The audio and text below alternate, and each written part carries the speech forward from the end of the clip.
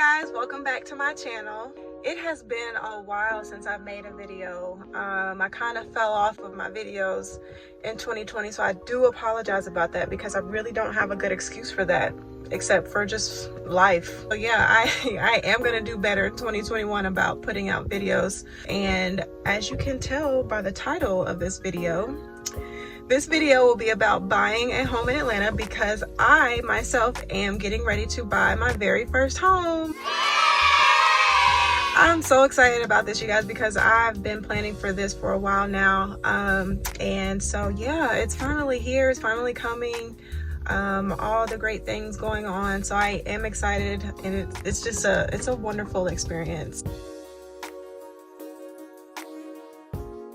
First things first, why did I decide to buy? And so for me, I've lived in 3 different states. I've had apartments, all over the place. And I just, I've gotten to the point to where, I'm just over renting, just to be completely honest with you guys.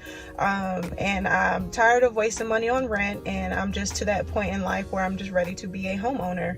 So I took, the past year to really save up the money that I needed to buy a home. I know that they have a lot of 100% financing options out there and things like that, which is, helpful to allow more first-time home buyers to get their own home. But you do want to have some amount of money saved up to buy a home. You're not going to just buy a home without paying anything out of pocket. So yeah, so just if you do decide to buy a home, just make sure that you have some type of savings, to go towards the purchase of your home.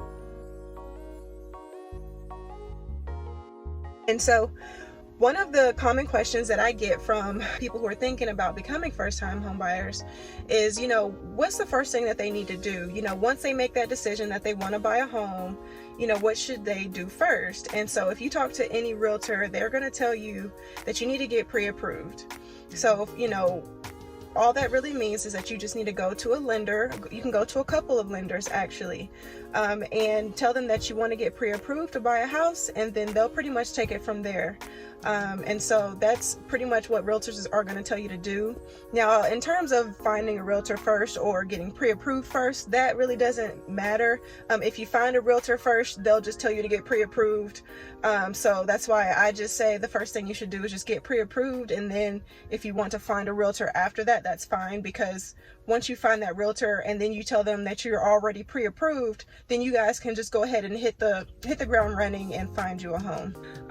So yeah, so that is something that I have done, and I have been pre-approved, and so I've been given the green light to go ahead and start my home shopping process. And so that in itself just is exciting, because that just lets you know that if you see a home that you like and that you really feel like you can see yourself in that home, you can just go ahead and put in an offer, no questions asked. You are legit buyer, you are ready to buy.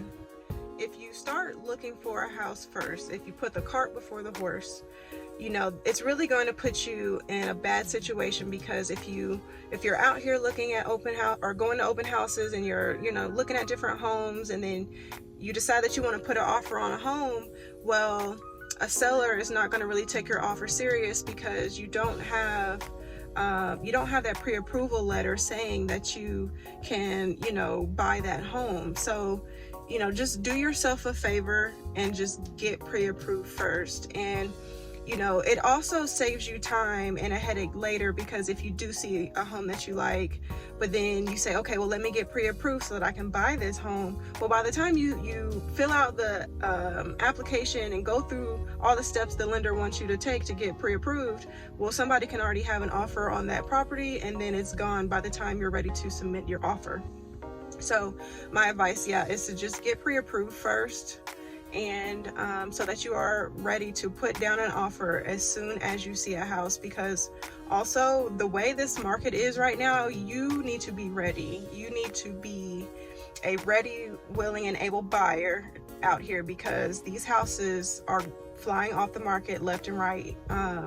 These buyers out here are not playing. So you want to really put yourself in that position to be able to put in an offer as soon as possible once you find a property that you want to buy.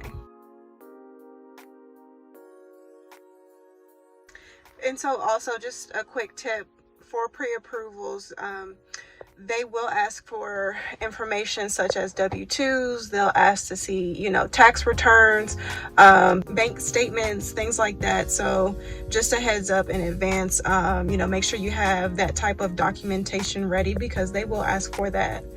And then also in terms of your credit score, just make sure that you have at least a 580.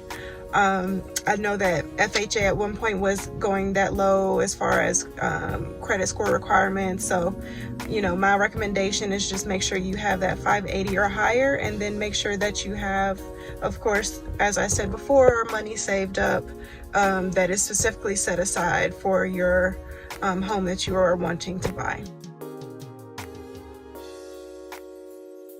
And I will be the first to tell you that your girl here has student loans, and I was still pre-approved for a house. So it is possible to buy a house with student loans, and lenders will tell you when you talk to them that your pre-approval will be based on your debt to income ratio.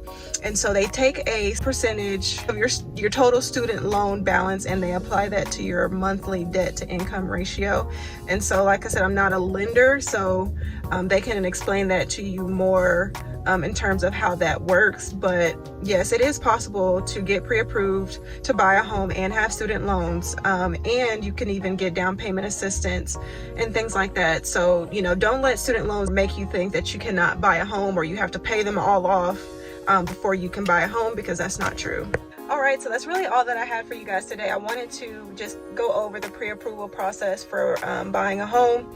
And yeah, if there's any information or just anything about the home buying process that you want to see, just leave me a comment below and let me know. And then also, if you found this information helpful in this video, just give me a thumbs up. And yeah, I'll see you guys soon.